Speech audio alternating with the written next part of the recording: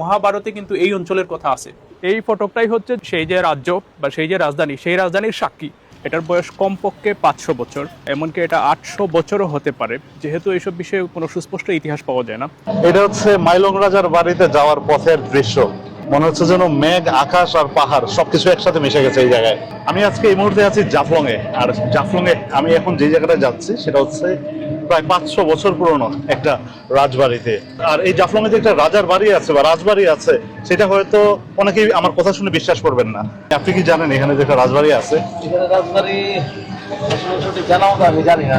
জাফলং এর এই জম্পার রাস্তা হয়েই হচ্ছে আমি এই মাইলং রাজার বাড়িতে যাচ্ছি। ভারতের সীমানা ঘেঁষেই হচ্ছে আমরা যাচ্ছি এই মাইলং রাজার বাড়িতে, যেটা হচ্ছে খাসিয়া রাজার বাড়িও বলে থাকেন অনেকে। এই যে মাইলং রাজার বাড়ি বা খাসিয়া রাজার বাড়ি, এইটা হচ্ছে এই জুমপারে কিভাবে আসলো সেটা আসলে আমি এখনো জানি না। আর এইটার সম্পর্কে সবকিছু জানতে এবং আপনাদেরকে জানাতেই এখন আমি আসছি এই জুমপারের মাইলং রাজার বাড়িতে। এত পুরাতন স্থাপনা আসলে বৃহত্তর সিলেটের মধ্যে খুবই কম আছে। 1200 সালের আগে, কেউর মতো যে 1200 সালের আগে জাফলং রাজ্যটা ছিল। আচ্ছা, কেউ কেউ আবার বলেন যে এই জাফলং রাজ্যটা ছিল জৈন্তা রাজ্যেরই একটা অংশ। আচ্ছা, এটা একটা খণ্ডরাজ্য ছিল প্রথমে, আরও 3টে খণ্ডরাজ্য ছিল এবং জাফলং সহ 4টি। এইগুলা মিলে প্রথমে জৈন্তা রাজ্য গঠন হয়। আবার অনেকে মনে করেন যে জাফলং রাজ্য যেটা, এই জাফলং রাজ্যটা জৈন্তা রাজ্যের যে অখণ্ড, যেটা এই যে জৈন্তিয়া রাজবংশ বা সিনটেং রাজবংশ, তারা যখন জৈন্তিয়া রাজ্য শাসন শুরু করে, এটা 1500 সালের দিকে, এরও বহু আগে জাফলং রাজ্য ছিল। এবং এটা ছিল এই যে গৌড় রাজ্য যেরকম সিলেটে, সেই রকম জাফলং একটা প্রাচীন রাজ্য।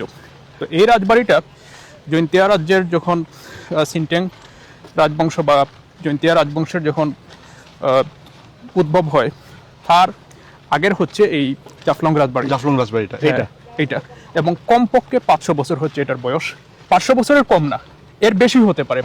ধারণা করেন এটা 800 বছর, এটা 800 বছর হতে পারে। কেউ কেউ যারা মনে করেন যে জাফলং রাজ্য এটা গৌড় রাজ্যের মতো, জাফলং এটা আলাদা রাজ্য ছিল, বিশাল রাজ্য, আচ্ছা আচ্ছা, তাদের কথা যদি সঠিক হয় তাহলে বলতে হবে এটার বয়স 800 বছর বা 800 বছরের চেয়ে কিছু বেশি। এই জাফলং ছিল একটা বিশাল একটা রাজ্য সুদূর অতীতে, এবং সেই রাজ্যের কেন্দ্র বা সেই রাজ্যের যে রাজধানী ঠিক ছিল এই জায়গায়। এই জায়গায় একটা ফটক, আর ওই জায়গায় হচ্ছে বড় ফটক, এটা 2টা ফটক।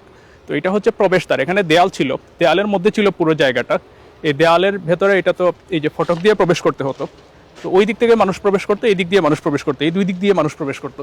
কত পুরাতন এটা আসলে আমরা বর্তমানে যে ইট দেখি, বর্তমানের যে ইটের যে সাইজ আছে, এটা কিন্তু আসলে অনেকটা বিস্কিটের মতো, বিস্কিটের যে অনুপাত থাকে, এই বিস্কিটের যে অনুপাত, এই ইটের হচ্ছে সেই রকম অনুপাত। এটা আসলে বর্তমান সময়ের যে ইটের সাথে এটার কোনো মিল নেই। দেয়ালগুলো কত পুরু ছিল দেখেন, এগুলো আমার মনে হয় এটা অন্তত 2.5 ফুট পুরু হবে। এইরকম জাফলং এ যে একটা রাজবাড়ি আছে ভাই, এইটা আসলে আছে ভাই, আপনি না বললে আমি জানতাম না, দেখাও হইতো না। এই মাইলং রাজা উনি আসলে কে ছিলেন? এই যে রাজাদের নাম, নিয়াং রাজা, কল্লং রাজা, মাইলং রাজা, এইসব রাজাদের গল্প, রাজাদের নাম, এগুলো আসলে মানুষের মুখে মুখেই প্রচলিত ছিল, এবং সেখান থেকেই ঐতিহাসিকরা কিছু কিছু লেখার চেষ্টা করেছেন। আসলে এটার দলিল ওইভাবে পাওয়া খুবই মুশকিল। এটা হচ্ছে খাসিয়া পাহাড়, হ্যাঁ।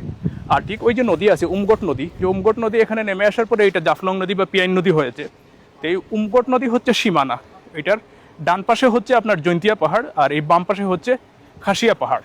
একসাথে এটাকে বলা হয় খাসিয়া জৈন্তিয়া পাহাড়। খাসিয়া পাহাড় যেটা একেবারে সুনামগঞ্জ পর্যন্ত চলে গেছে। আর ঠিক ওই যে উমগট নদী, সেই উমগট নদীর ডান পাশে যে পাহাড়টা, যেটা একেবারে ভারতের আপনার ওই যে কাছাড় পর্যন্ত যেটা চলে গেছে, সেটা হচ্ছে যে আপনার জৈন্তিয়া পাহাড়। তো ওই জৈন্তিয়া পাহাড়ে হচ্ছে জৈন্তিয়া জনগোষ্ঠী বা সিনটেং জনগোষ্ঠীর বসবাস। মূলত তারাই জৈন্তিয়া রাজ্য গড়ে তুলেছিলেন এবং সমতলেও তাদের শাসন ছিল। তো অনেকে বলেন যে এই যে জাফলং যেটা, এই খণ্ডরাজ্য, এটা এই জৈন্তিয়া রাজ্যের একটা অংশ ছিল। আবার অনেকে বলেন যে না, এটা এর আগে, মানে জৈন্তিয়ার যখন এই যে জৈন্তিয়া জনগোষ্ঠীর রাজাদের শাসন শুরু হয়, তারও বহু আগে এখানে একটা বিশাল রাজ্য ছিল গৌড় রাজ্যের মতো, এবং সেই রাজ্যের রাজারা ছিলেন এই যে মাইলং রাজা, নিয়াং রাজা, কল্লং রাজা। তারা যদি এই মত সঠিক হয় তাহলে বলতে হয় তারা খাসিয়া ছিলেন, কারণ এটা ঠিক খাসিয়া পাহাড়ের পাদদেশে এটা অবস্থিত। সিলেটের যে ইতিহাসের যে মূল দলিলগুলো, এগুলো আসলে যে কিছু তাম্রলিপি বা শিলালিপি যেগুলো উদ্ধার করা হয়েছে, এখানে আসলে জাফলংয়ের এই যে এই রাজধানীর ওই ধরনের কোনো শিলালিপি বা তাম্রলিপি কিন্তু উদ্ধার হয়নি। তো শিলালিপি বা তাম্রলিপিতে কিন্তু লেখা থাকে, তো লিখিত আসলে কোনো দলিল কিন্তু নেই। তো আমাদের দলিল কি, এই যে স্থাপনাগুলোই হচ্ছে একমাত্র দলিল আর কি। 1897 সালের ভূমিকম্পে আসলে যে সিলেটের বা জৈন্তিয়ার যে বেশিরভাগ স্থাপনা কিন্তু আসলে ধ্বংস হয়ে গিয়েছিল। কারণ হচ্ছে ওই ভূমিকম্পের মাত্রা ছিল অনেক বেশি, 9-এর কম বেশি, এবং ওই ভূমিকম্পে কিন্তু বড় বড় স্থাপনাগুলো ধ্বংস হয়ে যায়। তো এই যে স্থাপনাটা, এটা আসলে দেখেন যে 1897 সালের ভূমিকম্প এটা সহ্য করেছিল, যে কারণে আজকেও আমরা এটা এসে দেখতে এখনো পাচ্ছি। টিকে আছে, 2026 সালে এসে। এখন 26 সালে এটা টিকে আছে। পুরো বাংলাদেশের মধ্যে সভ্যতার যে আপনার যে মানে বিকাশটা বা সভ্যতার যে ডেভেলপমেন্ট, এটা আসলে এই অঞ্চলেই কিন্তু মানে সবার আগে হয়েছিল। এবং মহাভারতের যুগে, আপনি কি এটা কখনো শুনেছেন যে মহাভারতে কিন্তু এই অঞ্চলের কথা আছে? আচ্ছা আচ্ছা। হ্যাঁ, এবং মহাভারতের একজন আপনার ওই যে বীর, তিনি এখানে এসে কিন্তু এই যে নারী রাজ্য বা স্ত্রী রাজ্য, সেখানে এসে কিন্তু তিনি পরাজিত হয়েছিলেন বা পরে সমঝোতা করেছিলেন। এই ধরনের কিন্তু কাহিনী কিন্তু মহাভারতে আছে। তাইলে চিন্তা করেন, মহাভারতের সময় এখানে কিন্তু রাজ্য, দেশ, নগর, সভ্যতা, রাজা রানী এইসব ছিল কিন্তু। আর্চ বা খিলান যে যেভাবে বানানো হয় সারা দুনিয়াতেই, সেই একই প্রযুক্তি মানে এখানে প্রাচীন ব্যবহার আর্চ করা বা হয়েছে। খিলান। হ্যাঁ হ্যাঁ, প্রাচীন আর্চ বা খিলান। তো ওই সময় যেভাবে বানানো হতো, মানে এইভাবে আসলে ইট মানে সাজিয়ে সাজিয়ে তারপরে এগুলো জোড়া দিয়ে, যাতে এটার ভরটা মানে খুব ইকুয়ালি ডিভাইড হয়ে দুই দিকে দেয়ালের উপরে এসে পড়ে এবং সেটা ভরটা মাটিতে চলে যায়। ওই সময় ছিল নদী যোগাযোগ ব্যবস্থা। তো ওখানে নদী থেকেই হচ্ছে নৌকা দিয়ে পুরো রাজ্যে মানুষ হচ্ছে যে নদী পথেই আসতো এবং রাজারাও নদী পথেই ভ্রমণ করতেন। মাইলং রাজা মানে তারা যে আসলে কতটা রিচ ছিলেন এবং তাদের যে রাজ্য কতটা সমৃদ্ধ ছিলেন, তাই স্থাপনাগুলো দেখলেই বোঝা যায়। কারণ এগুলো অনেক ব্যয়বহুল ছিল ওই সময় এগুলো বানানো।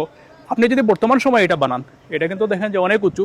তো এতগুলো ইট দিয়ে যদি আপনি আসলে এইভাবে একটা স্থাপনা বা এরকম একটা বর্তমান সময় আপনি নির্মাণ করেন, এটা অনেক ব্যয়বহুল হবে। আর ওই সময় ধরেন যে এটা তো আরো অনেক বেশি ব্যয়বহুল ছিল। জাফলং, এই জাফলং নামটা আসলে কি কারণে? জাফলং হচ্ছে যে জাফলাং, ইয়াওফলাং এসব শব্দ থেকে উৎপত্তি হয়েছে, এটা অনেকের ধারণা। এগুলো আসলে সুনির্দিষ্টভাবে যে কোনো জায়গার নাম আসলে মানে নামের উৎপত্তি বা এটা আসলে খুঁজে বের করা খুবই মুশকিল। তো জাফলাং, ফ্লুং এগুলো হচ্ছে ওই যে আপনার খাসিয়া বা সিনটেং, এটা হচ্ছে যে দুইটা জনগোষ্ঠী হচ্ছে আপনার মেঘালয়ের। তো তাদের যে ভাষায় যে সিনটেং বা জৈন্তিয়া জনগোষ্ঠীর ভাষা হচ্ছে নার ভাষা, হ্যাঁ, PNAR যেটা ইংরেজিতে, এবং খাসিয়াদের হচ্ছে খাসিয়া ভাষা। তো এগুলোর কোনো বর্ণমালা নেই সাকিব ভাই। এই যে বর্ণমালা না থাকার কারণে আসলে এই যে জাফলং রাজ্য, সেটা এইদার খাসিয়া জনগোষ্ঠীর তারা হোক অথবা সিনটেং জনগোষ্ঠীর হোক, তাদের যে মানে ইতিহাসটা তারা লিখে যাননি, কিন্তু লিখে যেতে পারেননি। আপনারাও যদি কেউ এই মাইলং রাজার বাড়ি, যেটা মাইলং রাজার বাড়ি নামেই পরিচিত, এটা যদি দেখতে চান, সেই ক্ষেত্রে আপনাদের চলে আসতে হবে জাফলংয়ে। জাফলংয়ে এসে জাফলং যে বাজারটা আছে, এই জাফলং বাজারে নেমে এখান থেকে হচ্ছে জাফলংয়ের জুমপারে চলে আসলেই আপনারা দেখতে পারবেন এই জাফলং রাজার বাড়ি। আর এইটাও যতটুকু আছে, এটা আর কতদিন থাকবে এইটার আসলে কোনো নিশ্চয়তা দেওয়া যাচ্ছে না। এটা একেবারেই ধ্বংসের শেষ প্রান্তে আছে।